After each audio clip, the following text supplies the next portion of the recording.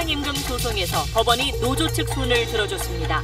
재판부는 경영상 어려움을 불러온다는 회사 측 주장을 받아들이지 않고 밀린 정기 상여금과 중식비를 다시 산정해 4,200억 원을 지급하라고 판결했습니다. 재판부는 기아차의 매출 실적이 나쁘지 않고 성과급도 지급한 점을 지적했습니다. 근로자들이 마땅히 받아야 할 임금을 이제야 지급하면서 기업에 중대 위협이 된다는 회사의 주장은 적절하지 않다고 판시했습니다. 을지훈련 마지막 날인 오늘 미군의 F-35B 스텔스 전투기와 전략폭격기 B-1B가 처음으로 한반도에 동시 출격했습니다. 북한 지휘부 벙커와 지하 미사일 기지를 겨냥한 폭격 훈련을 벌이며 대북 경고 수위를 높였습니다. 미국에서 열린 한미 국방장관 회담에서 북한의 도발에 대응하기 위한 각종 군사적 수단이 테이블에 올랐습니다. 특히 한반도의 전술 핵을 다시 배치하는 문제까지 거론됐습니다. 바른정당 이해훈 대표가 기업가로부터 사업 편의를 봐주는 대가로 명품 의류 등 수천만 원대의 금품을 받았다는 의혹이 제기됐습니다. 이 대표는 돈을 빌렸다가 모두 갚았다고 해명하며 사실 무근이라고 반박했습니다. 사퇴 요구를 받고 있는 박성진 중소벤처기업부 장관 후보자가 뉴라이트 역사관을 지지한 게 아니라 역사를 잘 몰라서 생긴 일이라고 해명했습니다. 주식 거래 의혹이 불거진 이유정 헌법재판관 후보자에 대해 금융감독원은 진정서가 접수되면 조사하기로 방침을 정했습니다. 절대평가 확대를 골자로 한 수능 개편이 1년 늦춰졌습니다. 현재 중3인 학생들까지는 현행 제도대로 수능 시험을 치르게 됐습니다. 어제 어선 전복 사고가 난 경북 포항 앞바다에서 오늘 다시 어선과 바지선이 충돌하는 사고가 발생했습니다. 33명 중 2명이 숨지고 1명이 실종됐습니다. 자동차를 운반하는 화물차 카캐리어의 상당수가 불법으로 개조하고 적재 중량을 초과한 채 위험천만한 운행을 하고 있습니다. 실태를 기동 취재했습니다.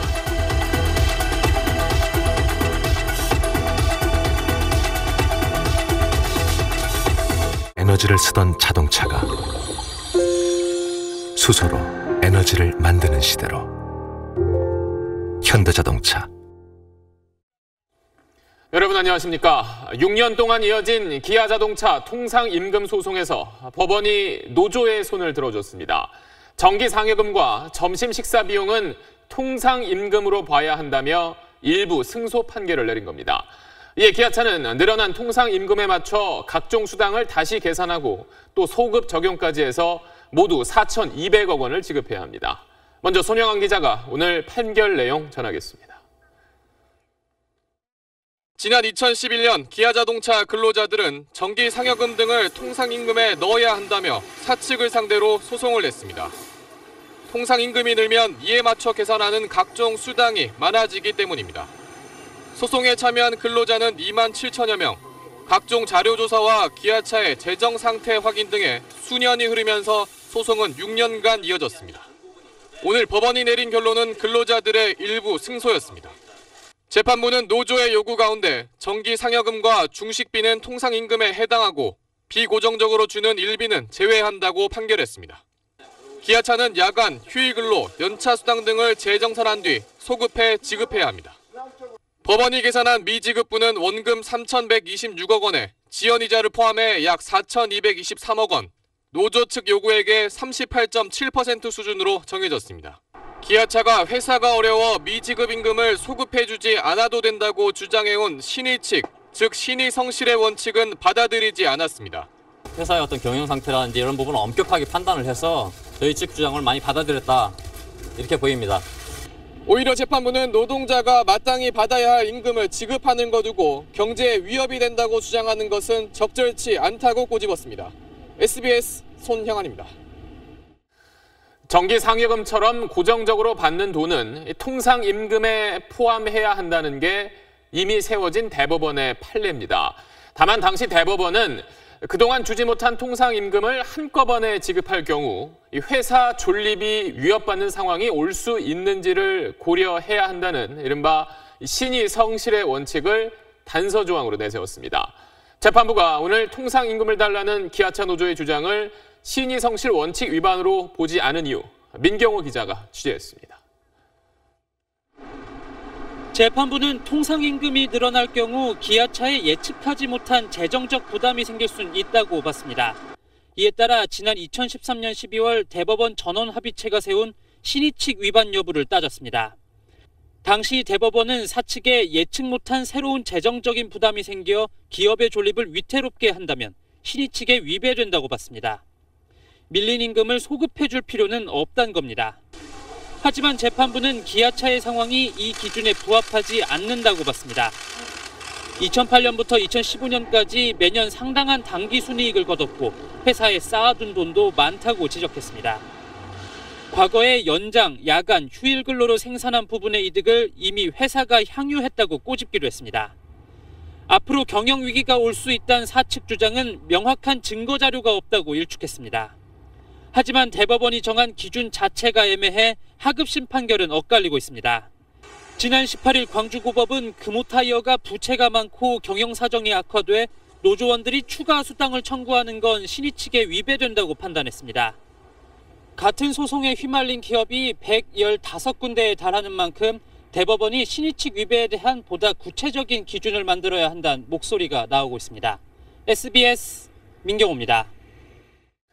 이번 판결에 대해서 노동계는 마땅히 받아야 할 돈이라며 환영의 뜻을 나타냈고 기아차는 납득할 수 없다며 즉각 항소하겠다고 밝혔습니다. 현재 115개 기업이 이런 통상임금 소송을 벌이고 있는데 여기엔 어떤 영향이 있을지 손승욱 기자가 전망했습니다. 이번 판결로 중대한 경영상 어려움은 없을 것이라는 재판부의 설명과 달리 기아차는 최근의 수출과 내수 부진을 감안하면 큰 부담이라며 즉각 항소하겠다고 밝혔습니다. 현재의 경영 상황은 판결 금액 자체도 감내하기 어려운 형편입니다. 즉시 항소하여 법리적인 판단을 다시 구하고 재계도 마찬가지입니다. 현재 통상임금 소송 중인 기업은 모두 115곳인데 이 기업들이 소송에서 모두 패할 경우 과거 임금 소급분 등 추가 비용이 최대 38조 원까지 될 수 있다고 주장했습니다. 이번 판결에 환영의 뜻을 밝힌 노동계는 재계의 비용 부담 예측이 과장됐다는 입장입니다. 지급 의무를 지는 금액이 경영에 큰 타격은 미치지 않을 것이다. 이렇게 충분히 예상할 수 있다는 것입니다. 어떤 경제에 미칠 타격이나 이런 것들이 굉장히 좀 과장돼 있다. 이렇게 볼 수 있습니다. 특히 임금 소급분을 지불하지 않아도 되는 예외 규정이 엄격히 적용됨에 따라 기업들의 변화도 불가피해졌습니다. 기업이 경영 상태가 좋을 때 저축을 해서 노동자들에게 임금을 줄 상황을 기업이 준비를 하는 것도 볼 수 있습니다. 다만 업종이나 회사 특성에 따라 재판부의 판단이 엇갈릴 수 있는 만큼 대법원의 최종 판결이 나올 때까지 일부 업종의 법정 분쟁은 계속될 것으로 보입니다. SBS 손승욱입니다. 다음 소식입니다. 북한의 탄도미사일 발사로 다시 긴장감이 높아진 상황에서 한국과 미국의 국방장관이 워싱턴에서 만났습니다. 북한 도발에 맞서기 위한 군사적 수단을 논의하는 자리였는데 한반도에 전술 핵을 다시 배치하자는 이야기도 나왔습니다. 이게 어떤 의미인지 워싱턴 손성민 특파원이 분석했습니다. 오늘 회담에서 송영무 국방장관은 야당과 보수층에서 안보 우려를 해소하기 위해 전술핵을 다시 배치할 필요가 있다는 의견이 있다고 말한 것으로 전해졌습니다. 전술핵은 국지전에 사용하는 소형 핵무기로 야포나 단거리 미사일에 탑재하는 핵탄두와 핵지뢰, 핵배낭이 포함됩니다. 전술핵은 1957년 한반도에 처음 배치됐다가 91년 한반도 비핵화 선언으로 완전히 철수했습니다. 국방부는 회담 이후 대북 억제력 관련 논의를 하던 중에 한국 내 일각의 의견을 전한 그야말로 원론적 수준의 언급이었다며 확대 해석을 경계했습니다. 그럼에도 정부 여당이 반대해온 전술핵 재배치가 공식 석상에서 처음 거론됐다는 점에서 논란은 불가피해 보입니다. 양국 장관은 문재인 대통령이 언급한 핵 추진 잠수함 구비와 미사일 탄두 중량 제한 완화, 전시작전 통제권 조기 환수 문제 논의에도 속도를 내기로 했습니다. 북한은 핵하고 미사일도 개발하고 우리를 공격하는데 한국의 대양 능력은 좀 강화시켜야 되겠다. 매티스 장관은 사드 추가 배치에 민주적 절차를 밟겠다는 우리 정부의 입장도 충분히 이해한다고 밝혔습니다. 같이 갑시다. We go forward together. 북한의 도발에 대응할 거의 모든 카드가 장관 회담에서 거론됐습니다. 이른바 코리아 패싱 논란을 불식시키고 한미 공조에 빈틈이 없다는 점을 강조하려는 차원입니다. 워싱턴에서 SBS 손성민입니다. 이런 가운데 미군의 F-35 스텔스 전투기와 전략 폭격기 B-1B가 오늘 처음으로 한반도에 동시 출격했습니다. 한미 연합훈련 마지막 날에 북한의 지휘부 벙커와 지하 미사일 기지를 겨냥한 폭격 훈련을 벌이며 대북 압박 수위를 높였습니다. 이 소식은 김태훈 국방전문기자입니다. 괌 앤더슨 기지를 이륙한 미 공군 전략 폭격기 B-1B 2대가 일본을 지나 동해로 접어들자 최신의 전투기 F-35B 4대가 합류합니다. 미 해병대 소속인 F-35B는 일본 이와쿠니 기지에서 출격했습니다. B-1B와 F-35B는 우리 공군 F-15K 편대와 만나 기술을 강원도 영월로 돌립니다. 적 지휘소와 미사일 기지를 가정해 만든 필승 사격장의 표적으로 폭탄을 투하합니다.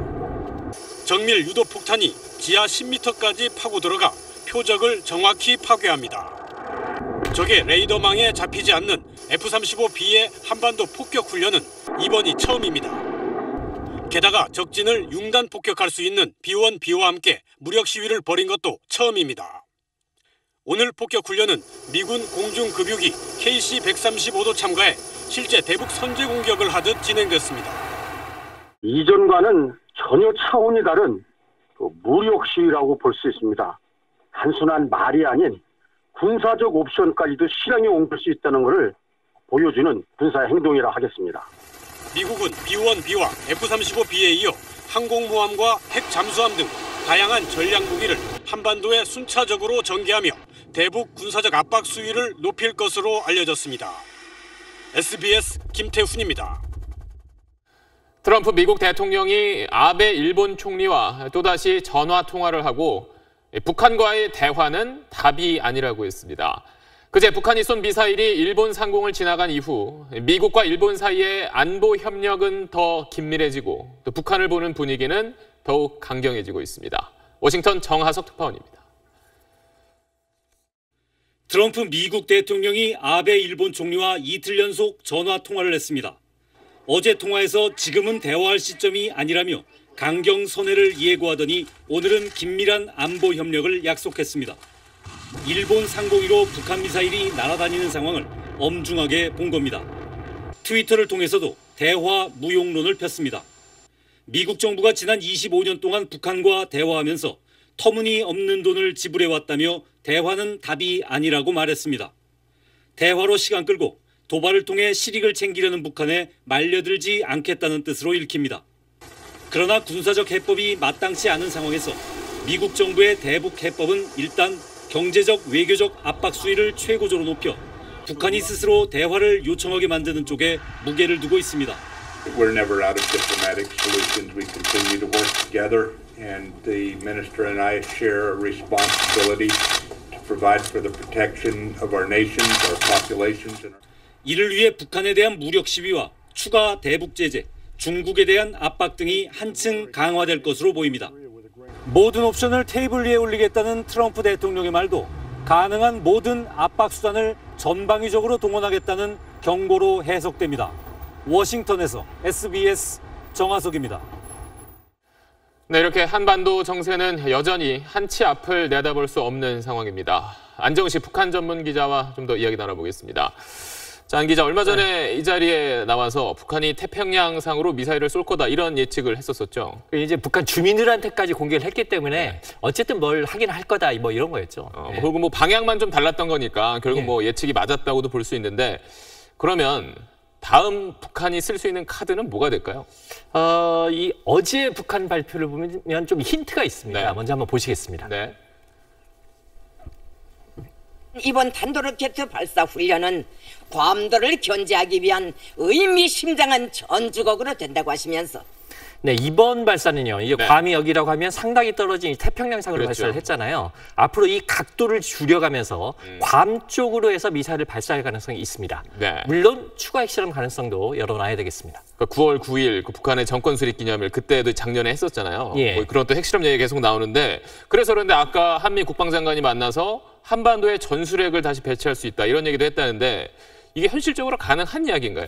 우리나라에 이 전술핵이 들어오려면요. 저부터 이제 두 가지 관문을 넘어야 됩니다. 첫째는 미국이 동의할 거냐 이게 있고요. 두 번째는 우리 국내에도 찬반 양론이 있는데 반대 여론을 극복할 수 있겠느냐 이런 측면이 있습니다. 근데 이 두 가지를 관통하는 중요 논리 중에 하나가 뭐냐면 우리가 핵을 들여오면 북한한테 비핵화를 해라. 라고 할 수 있는 명분이 좀 약해지는 거 아니냐 이런 측면이 있거든요. 그래서 전술핵 재배치가 그렇게 쉽지는 않을 것 같습니다. 그게 어렵다면은 미국이 선택할 수 있는 건 뭐가 있을까요? 당장 오늘 한 것처럼 F-35 들여오듯이 해서 계속해서 전략자산 전개하면서 뭐 한국방위는 우리가 책임지겠다 이런 얘기를 할 겁니다. 왜냐하면 한국이 불안해서 우리가 핵을 가져야겠다 이런 얘기가 안 나오도록 확장 억제를 통한 한국방위에 대한 공약 이런 게 앞으로도 계속 나올 걸로 보입니다. 뭐 8월 위기설 뭐 이런 게 많았는데 사실 내일부터 또 9월이잖아요. 그럼 당분간 이런 게 좀 계속 될까요? 분위기는? 뭐 9월뿐 아니라 앞으로 상당 기간 동안 이 뒷목에 이 위기라는 걸 우리가 좀 달고 살아야 될 가능성이 높습니다. 네, 알겠습니다. 잘 들었습니다.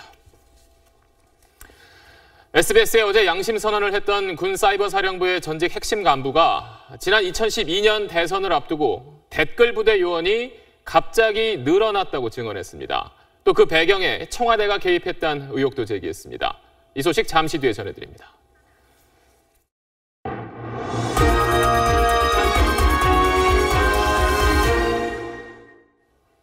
바른정당 이해훈 대표에게 수천만 원의 부당한 금품을 건넸다는 폭로가 나왔습니다.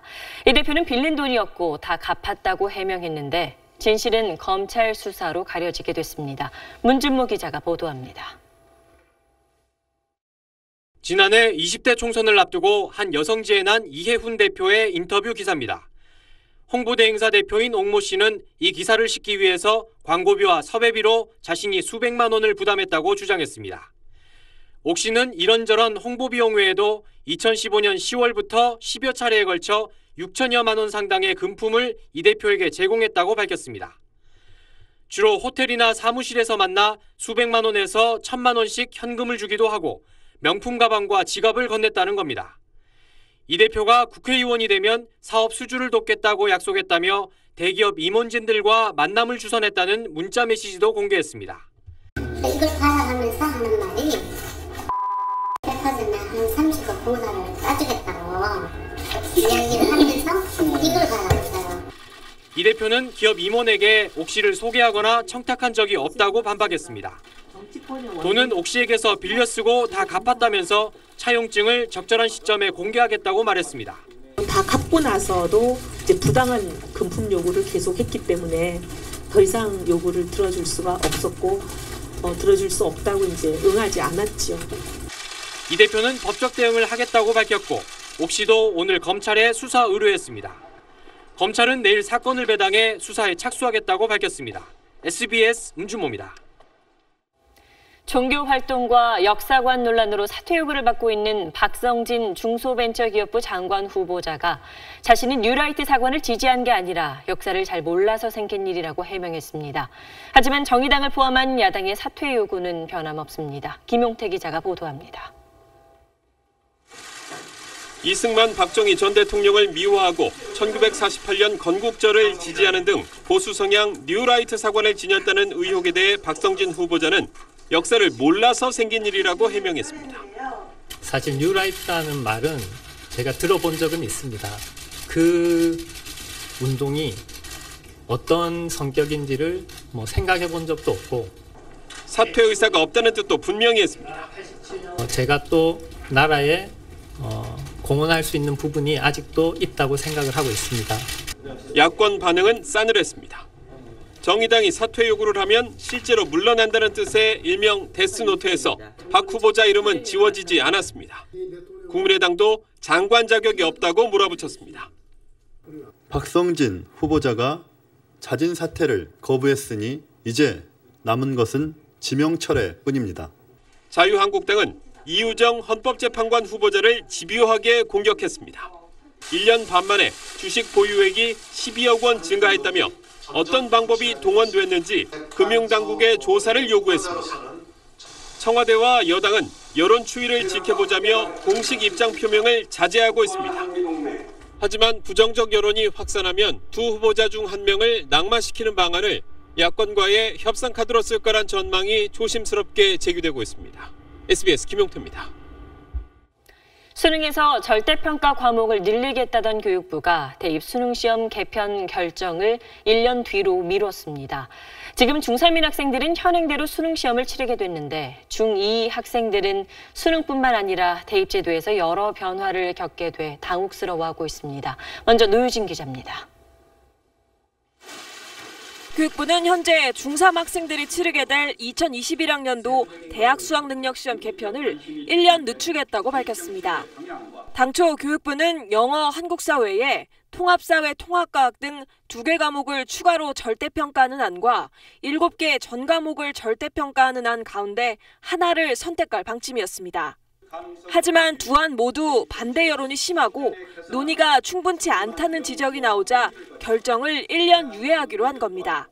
수능 개편 방안에 관한 이해와 입장의 차이가 첨예하여 짧은 기간 동안 국민적 공감과 합의를 이끌어내는 데에는 한계가 있었습니다.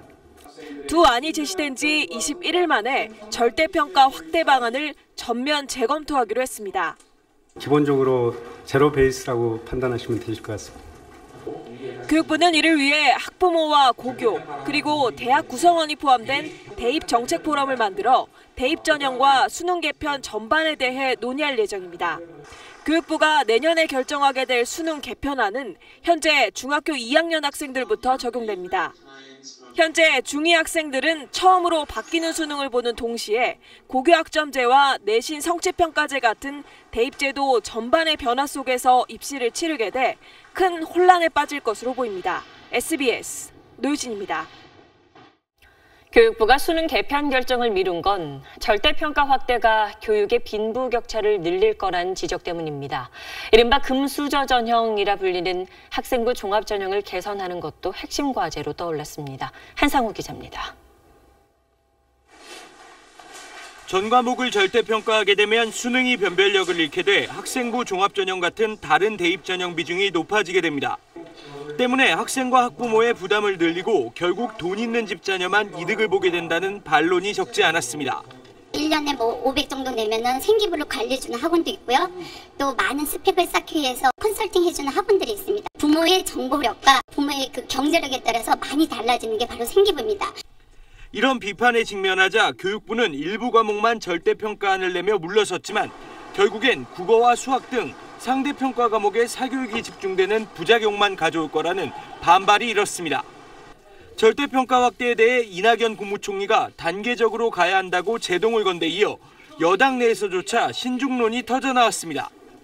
게다가 입시는 단순하고 공정해야 한다고 문재인 대통령이 거듭 강조하면서 전면 재검토가 불가피하게 됐습니다.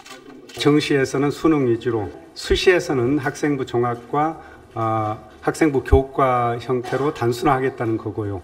따라서 향후 논의에서는 그간 공정성 논란이 일었던 학생부 종합전형 개선에 초점이 맞춰질 것으로 보입니다. 하지만 공정성과 투명성을 강화하기 위해 구체적으로 어떻게 개선할지를 놓고는 치열한 논란이 예상됩니다. SBS 한상우입니다.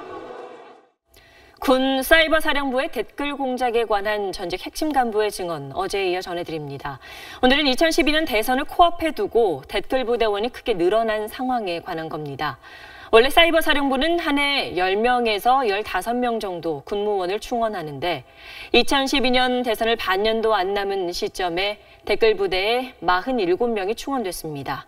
그리고 이 과정에 청와대가 개입했다는 게 당시 간부의 말입니다. 김종원 기자의 보도입니다. 국군 사이버사령부 심리전단의 총괄 계획과장이었던 김기현 씨는 인사와 예산 업무를 담당하고 있었습니다.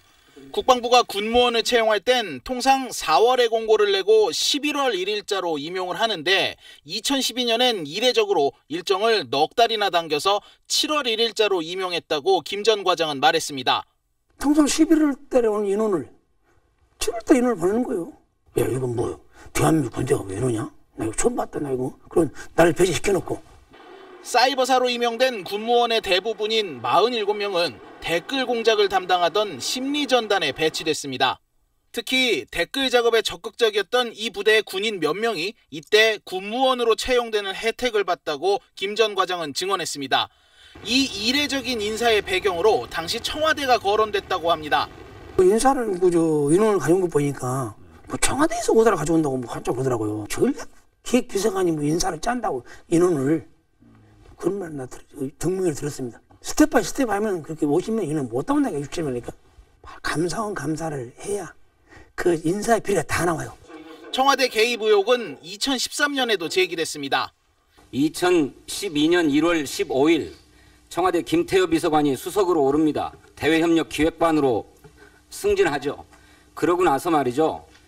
총선 전에 사이버 사령부의 인원을 대폭 늘려야 된다고 그러면서 국방부에 증언을 요청합니다. 그건 모르고 있는 사실입니다. 이명박 전 대통령의 외교안보 분야 복심으로 불렸던 김태효 전 청와대 비서관은 국방부가 잘못된 유언비어에 대처할 인력과 예산이 필요하다고 해서 그렇게 하라고 했을 뿐이라면서 인사 개입 의혹을 부인했습니다. SBS 김종원입니다. 초강력 허리케인 하비가 강타한 미 텍사스주에선 오늘도 필사적인 구조 작업이 이어지고 있습니다. 안타까운 소식도 전해져 오지만 위험을 무릅쓰고 이웃을 위해 손을 맞잡은 영웅들이 많았습니다. 정규진 기자입니다.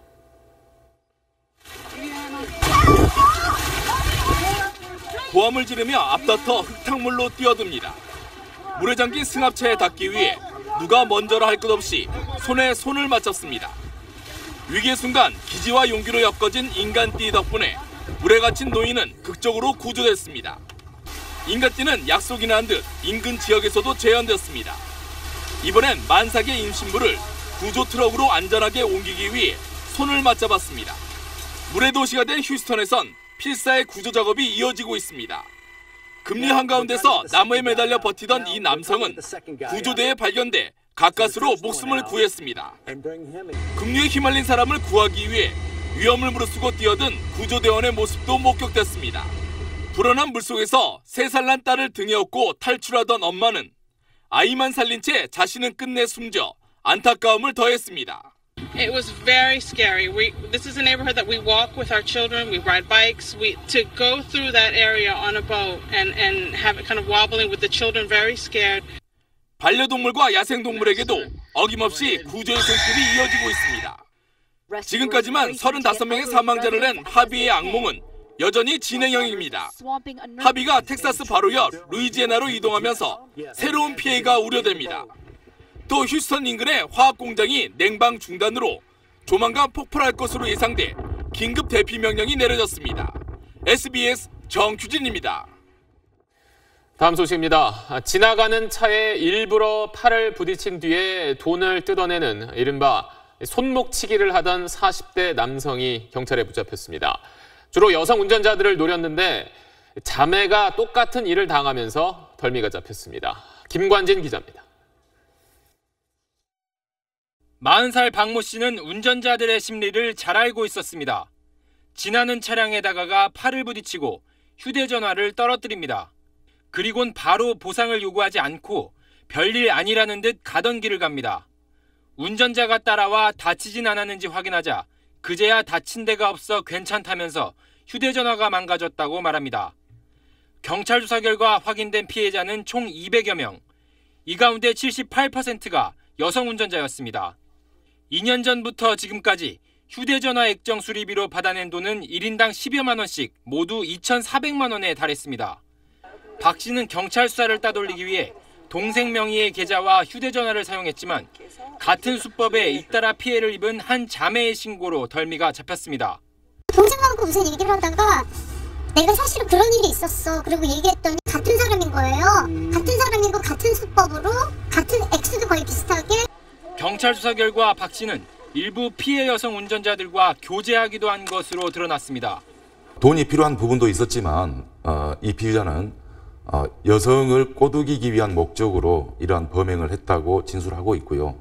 경찰은 박 씨를 구속하고 추가 피해자가 있는지 수사를 확대하고 있습니다. SBS 김관진입니다.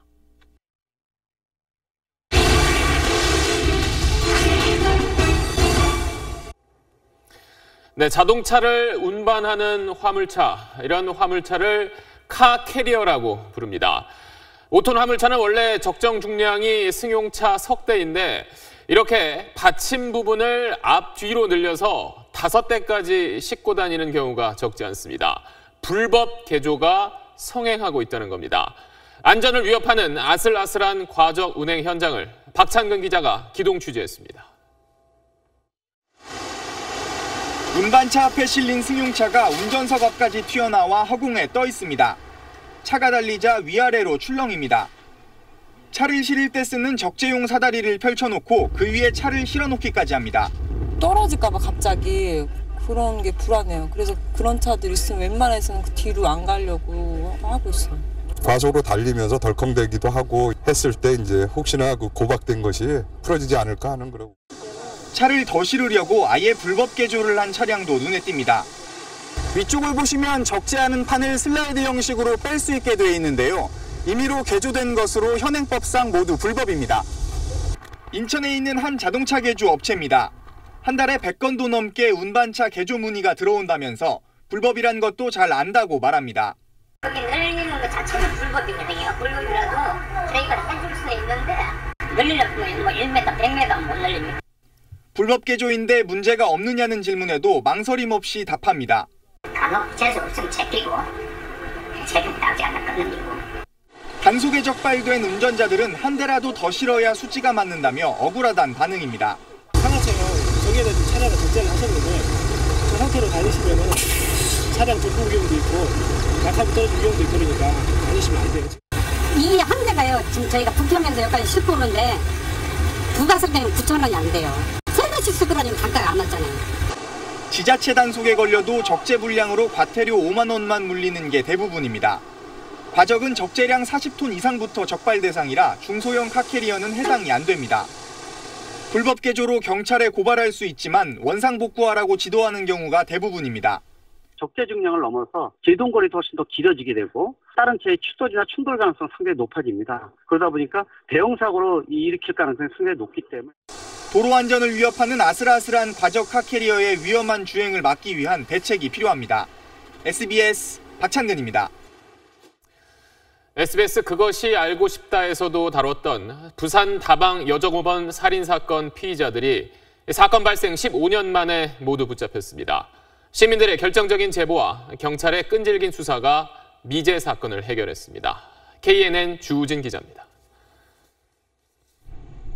지난 2002년 부산 강서구 앞바다에 시신이 담긴 자루가 떠올랐습니다. 가족과 열흘째 연락이 끊겼던 다방 여종업원 22살 양모 씨였습니다. 당시 수사팀은 양 씨 통장에서 돈을 인출한 3명을 용의선상에 올렸습니다. 하지만 수사기법 등의 한계로 끝내 이들의 신원을 확인하지 못했습니다. 결국 사건은 장기 미제 사건으로 남겨졌습니다. 그런데 잊혀지던 이 사건은 지난해부터 새로운 국면을 맞습니다. 용의자들의 얼굴을 SNS에 공개한 이후 시민 제보가 잇따랐기 때문입니다. 경찰은 지난해 제보로 여성 공범 2명의 신원을 확인하고 검거했습니다. 이후 공범의 통화 기록을 토대로 한 수사가 급물살을 탔습니다. 은행 인출지 부근 통화 내역 15,000여 건을 정밀 분석한 내용을 통하여 주범 피해자 인적 사항을 확인했고 50여 명에 이르는 참고인들을 조사한 후에 그리고 마침내 지난 21일 주범 양모 씨를 전격 체포했습니다. 사건 발생 15년 만이었습니다. 이제 잡혔으니까 진짜 편안하게 잘 지냈으면 좋겠다는 얘기. 그리고 단 한 번이라도 꿈속에 한 번만 딱 나타났으면. 경찰은 주범 양 씨를 강도 살인 혐의로 구속하는 한편 현금 인출에 가담한 이 씨 등은 공소시효가 지나 불기소 의견으로 검찰에 송치했습니다. KNN 주우진입니다. 어제 어선이 뒤집혀 6명이 숨지거나 실종됐던 포항 앞바다에서 오늘은 선박끼리 부딪히는 사고가 또 있었습니다. 2명이 숨지고 1명이 실종됐습니다. TBC 박석 기자입니다. 어제 포항 호미곶 앞바다에서 전복 사고를 낸 통발 어선이 구룡포항의 모습을 드러냈습니다. 배는 레이더 기둥이 부러지고 곳곳에 충격의 흔적이 남았습니다. 39명 가운데 4명이 숨지고 2명이 실종돼 사고 해역에서는 이틀째 수색 작업이 벌어졌습니다. 사고가 난 선박에 실려있던 밧줄과 통발, 그물 등 각종 어구들이 산더미처럼 쌓여 있습니다. 문제는 실려있던 짐이 배 무게보다 무거웠다는 점입니다. 갑판 상부에 적재된 어구와 이런 문제, 그런 복원력 문제, 이것을 복원력을 상실해서 파도에 의해서 전복이 되지 않았나 이렇게. 오늘 새벽 4시 40분쯤에는 예인선에 끌려 포항항으로 들어오던 바지선과 또 다른 예인선에 끌려 나가던 어선이 부딪혔습니다. 이 사고로 예인선에 탄 68살 신모 씨 등 2명이 숨지고 1명은 실종됐습니다. 하나는 끌고 들어오고 있었고 하나는 끌고 나가고 있었습니다. 그래 항해 지금 구항 입구 그 폭이 약 한 190m 정도 됩니다. 협소한 상황에서 상호 부주의로 사고 난 걸로 그렇게 지금 추정하고 있습니다. 안전 항로를 유지해야만 하는 수칙만 제대로 지켰더라면 피할 수 있었던 선박 사고였습니다. TBC 박석입니다. 정부가 공공부문의 갑질을 뿌리 뽑기 위해서 군 공관병과 경찰 간부 차량의 운전 의경을 모두 없애기로 했습니다. 또 아들처럼 생각해서 대했다는 말이 다시는 나오지 않게 장군 배우자들에게도 인권 교육을 하기로 했습니다. 김수영 기자입니다. 군 지휘관과 가족이 사는 공관을 관리하는 병사들은 사적으로 이용당하고 부당한 지시를 받기 일쑤였습니다. 괴롭혔다고 해서 어디다 말할 데가 없는 거예요. 다 그 사람보다 다 미치니까 어디다 말해도 소용이 없을 것 같고. 박찬주 육군대장과 그 부인이 공관병에게 한 갑질은 충격적인 수준이었습니다. 팔찌가 쓴 벨인데 그걸 항시 24시 착용을 하고 있어야 돼요. 아무 때나 자기가 이제 필요할 때 바로 눌러서 이제 바로 걸로 뛰어오지 않으면은 이제 난리가 나는 거죠. 공관병에 대한 부당한 처우가 세상에 알려지면서 정부가 대책을 내놨습니다. 군 공관병, 골프병, 테니스병과 경찰 간부 차량 운전 의경 제도를 모두 폐지하기로 했습니다. 공관병은 오늘 10월까지 전투부대 등에 전환 배치하고 경찰 서장급 간부 차량을 운전하는 의경도 다음 달 안에 모두 철수하기로 했습니다. 이번 사건들을 계기로 수직적인 비인간적 문화를 수평적인 인간 중심의 문화로 바꾸어 나가야 합니다. 정부는 의무 봉병이 있는 기관의 공직자는 물론 장군 배우자에게도 장병 인권교육을 실시해 가족에 의한 갑질 문제도 예방하기로 했습니다. SBS 김수영입니다. 최근 외국에서는 드론을 이용해서 교도소에 수감된 범죄자들에게 마약이나 흉기를 전달하는 사건이 있었는데 우리 교정당국은 거꾸로 드론을 교도소 경비에 활용하기로 했습니다. 자세한 내용 윤나라 기자입니다. 영국 런던의 한 교도소에 드론이 날아오자 재소자가 능숙한 손길로 드론에 매달린 물건을 낚아챕니다. 드론을 이용해 교도소에 마약을 밀반입한 겁니다. 이처럼 드론을 이용해 교도소에 침투하는 사건을 막고 경비의 사각지대를 없애기 위해 우리 교정당국이 드론을 교도소 경비에 활용하는 방안을 내놨습니다. 카메라와 피사체 추적 장치가 장착된 드론으로 외부에서 침입하는 드론을 잡는 겁니다. 드론에 장착된 카메라로 교도소 내 위험 상황을 확인하고 도주자도 추적할 수 있습니다. 탈옥을 시도하는 재소자를 드론이 발견해 촬영하면 영상이 즉시 교도소 상황실로 전송되고 상황실에서 필요한 조치를 할 수 있습니다. 법무부는 지난달부터 안양교도소 등 전국 3개 교도소에서 드론 경비 사업 시범 운영에 나섰습니다. 교정시설의 교도관 인력이 크게 부족합니다. 발전된 그 기술을 우리가 적절히 활용함으로써 인력을 절감하고 또 비용을 절감하는. 현재까지는 배터리 문제로 한 번에 최장 27분밖에 비행할 수 없고 고도로 훈련된 조종수가 많지 않다는 점 등이 한계로 꼽힙니다. 법무부는 올해 말 시범 운영 결과를 검토해 드론 경비 사업을 전국 교도소로 확대할 계획입니다. SBS 윤나라입니다. 미 텍사스주의 허리케인 피해 못지않게 인도와 네팔 같은 남아시아 나라들도 심각한 물난리를 겪고 있습니다. 지금까지 1,200명 넘게 숨졌고 4천만 명의 수재민이 발생했습니다. 김정기 기자입니다. 사람들이 모여있는 이곳은 강이 아닙니다. 인도의 금융중심지 뭄바이에 있는 열차역 승강장입니다. 하루 300mm가 넘는 엄청난 물폭탄에 승강장은 물론 철로까지 물에 완전히 잠겼습니다. 공항 활주로가 물에 잠겨 항공기 운항이 중단됐고 웬만한 도로는 모두 물바다로 변했습니다. 도시가 사실상 마비됐습니다. उनको घाट को पर लेके जाने में पुलावा से आ रहा हूँ पूरा सब जगह बाइकाला में पानी भरा हुआ है, सब जगह पानी भरा हुआ है. 방글라데시는 사정이 더 심각합니다. 40년 만에 최악의 홍수로 국토 절반이 물에 잠기면서 지금까지 150여 명이 숨졌고 70만 채 넘는 집이 부서졌습니다. 네팔에서도 140여 명이 숨졌고 수백 명이 실종됐습니다. 이를 세 나라에서만 이번 홍수로 1,200여 명이 숨졌고 수재민이 4,100만 명에 이르는 것으로 잠정 집계됐습니다. 오늘 낮부터 잦아들긴 했지만 그동안 내린 비로 지반이 약해지면서 인도 뭄바이의 5층 건물이 붕괴돼 11명이 숨지고 20여 명이 매몰되는 사고도 일어났습니다. 설상가상으로 이번 주말에 또다시 큰 비가 올 것으로 보여 남아시아 일대 더 큰 홍수 피해가 우려되는 상황입니다. SBS 김정기입니다. 지난해 65세 이상 노인 인구가 15세 미만 유소년 인구를 넘어섰습니다. 사상 처음인데 이렇게 인구 구조가 바뀌는 속도가 너무 빨라 걱정을 더하고 있습니다.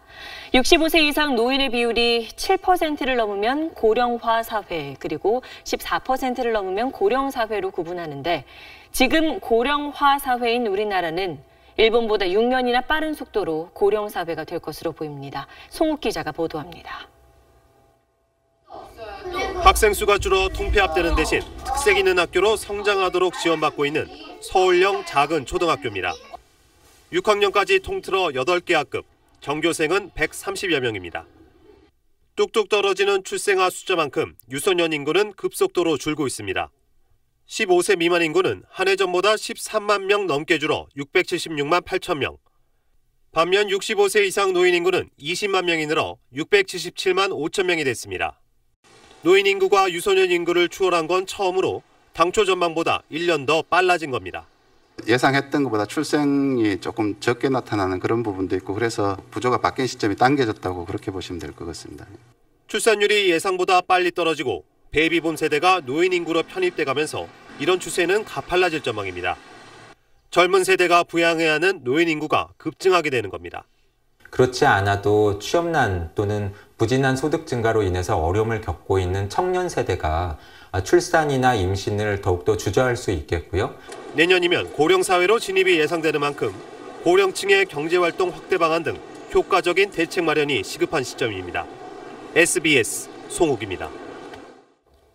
최근 카카오뱅크를 비롯한 인터넷 전문 은행이 돌풍을 일으키면서 기존 은행들이 크게 달라지고 있죠. 대출 금리를 낮춰주고 요지부동이던 각종 수수료도 깎아주고 있습니다. 조성현 기자입니다. 20대 직장인 오세용 씨는 카카오뱅크를 사용한 지 한 달 만에 주거래 은행을 카카오뱅크로 바꿀 생각을 하고 있습니다. 이체할 때 훨씬 편하고요. 점포 방문 없이 그냥 핸드폰 갖고 바로바로 할 수 있어서 그런 점이 훨씬 편리한 것 같습니다. 입소문을 타고 사용자가 내면서 가입 계좌는 300만 개를 넘겼고 고객이 맡기거나 대출받은 돈은 3조 원을 넘었습니다. 가파른 성장세에 기존 은행들은 부랴부랴 고객 지키기에 나섰습니다. 우리은행과 국민, 신한은행은 해외 송금 수수료를 낮췄고 하나은행은 간편 송금 서비스 지역에 중국을 추가하는 등 틈새 시장을 공략하고 있습니다. 모바일 영업을 강화하고 대출 금리를 낮추고 여기에다 예금 이자를 높인 상품도 속속 내놓고 있습니다. 기존 은행들도 기술 혁신을 계속 도입하면서 또 가격 측면에 있어서도 자꾸 경쟁하면서 혁신을 해 나갈 거거든요. 그래서 그냥 쉽게 도태되는 게 아니라 자기 영역을 찾아갈 겁니다. 메기 한 마리가 어항 속 물고기를 긴장시켜 더욱 건강하게 만든다는 이른바 메기 효과가 나타나자 정부는 인터넷 전문 은행을 한 곳 더 인가하는 방안을 검토 중입니다. SBS 조성현입니다. 조선시대에도 천문학이 발달했던 걸로 알려졌지요. 당시 천문관들이 밤하늘을 관측해 세종실록에 꼼꼼히 적어놨는데 600년 전 이 기록들 덕분에 얼마 전 별 폭발의 비밀이 밝혀졌습니다. 정구혜 기자입니다. 최근 국제천체연구팀은 전갈자리 주변에서 별 하나를 발견합니다. 폭발 흔적인 가스구름에 둘러싸인 이 별은 별의 일대기를 알려줄 중요한 단서로 주목받았습니다. 연구팀은 별의 움직임을 역추적해 1934년 이후 세 차례의 작은 폭발인 외소신성 폭발이 있었던 사실까지 확인했습니다. 하지만 거기서 난관을 만났습니다. 더 이상 과거 기록을 찾지 못해 연구는 답보 상태에 빠졌습니다. 그 순간 돌파구를 열어준 건 뜻밖의 600년 전에 쓰인 세종실록이었습니다. 당시 천문관들은 1437년 3월 11일 미수, 즉 전갈자리 둘째 별과 셋째 별 사이에 객성인 손님별이 나타나 14일 동안 반짝였다고 기록했습니다. 다른 별보다 밝게 빛났다는 이 손님별을 분석했더니 연구팀이 찾던 별과 위치와 움직임이 정확히 일치했습니다. 연구팀은 당시에 외소 신성 폭발보다 큰 신성 폭발이 일어났던 사실도 새로 밝혔습니다.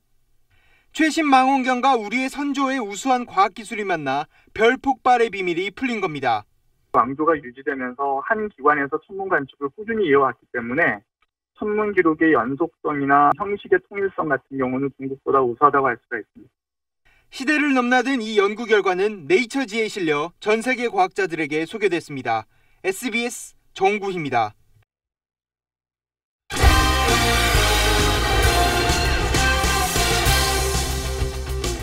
평창올림픽이 이제 5달밖에 남지 않았습니다. 준비 상황을 마지막으로 점검한 IOC 조정위원들은 무엇보다 올림픽에 대한 국민들의 관심이 중요하다고 강조했습니다. 정희돈 기자입니다.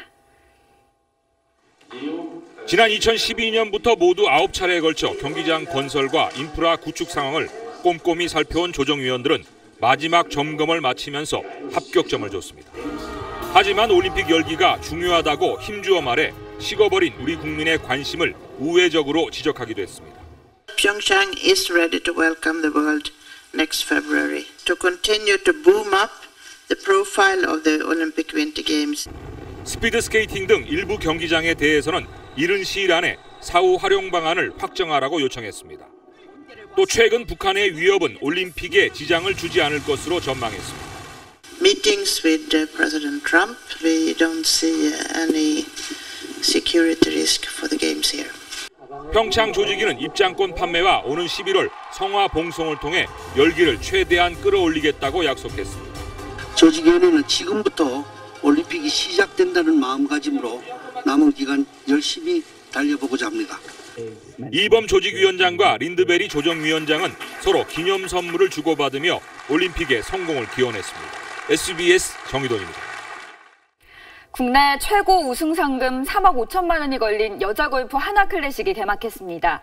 지난 시즌 KLPGA 대상 수상자인 고진영 선수가 단독 선두에 올랐습니다. 이 소식 서대원 기자입니다. 고진영이 정교한 아이언샷으로 완벽한 버디 기회를 만들어냅니다. 퍼팅감도 좋았습니다. 8번 홀부터 5홀 연속 버디가 압권이었습니다. 첫날 5언더파를 친 고진영은 정예나 등 공동 2위 그룹을 한타 차로 따돌리고 단독 선두에 올랐습니다. 지난 시즌 3승을 올리며 대상을 받았던 고진영은 올 시즌에는 아직 1승밖에 없는데 우승 상금 3억 5천만 원이 걸린 메이저 대회에서 쾌조의 출발을 보였습니다. 프로 데뷔전에 나선 여고생 특급 신인 최혜진은 1언더파로 무난하게 출발했습니다. 짧은 파4홀에서 티샷을 그린 앞 벙커에 빠뜨리고도 멋진 샷으로 버디를 만들어낸 이 장면이 일품이었습니다. 올 시즌 3승으로 다승과 상금 랭킹 선두인 이정은은 2언더파를 기록했고 메이저 대회 브리티시 여자 오픈을 비롯해 올 시즌 LPGA 3승을 거둔 김인경은 1언더파를 쳤습니다. 초청 선수로 참가한 세계 랭킹 4위 에리아 쭈타누카는 7오버파로 최하위권에 머물러 컷 통과조차 쉽지 않게 됐습니다. SBS 서대원입니다. 파울 타구를 낚아챈 삼성 외국인 선수 러프의 멋진 수비 보시죠.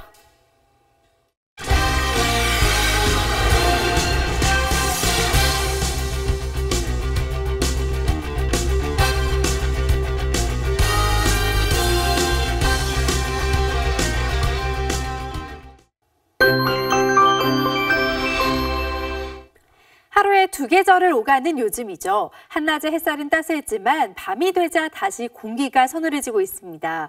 당분간 맑은 날들이 계속될 걸로 보여서 낮에는 온화하고 아침 저녁으로는 오늘처럼 기온이 뚝 떨어지겠습니다.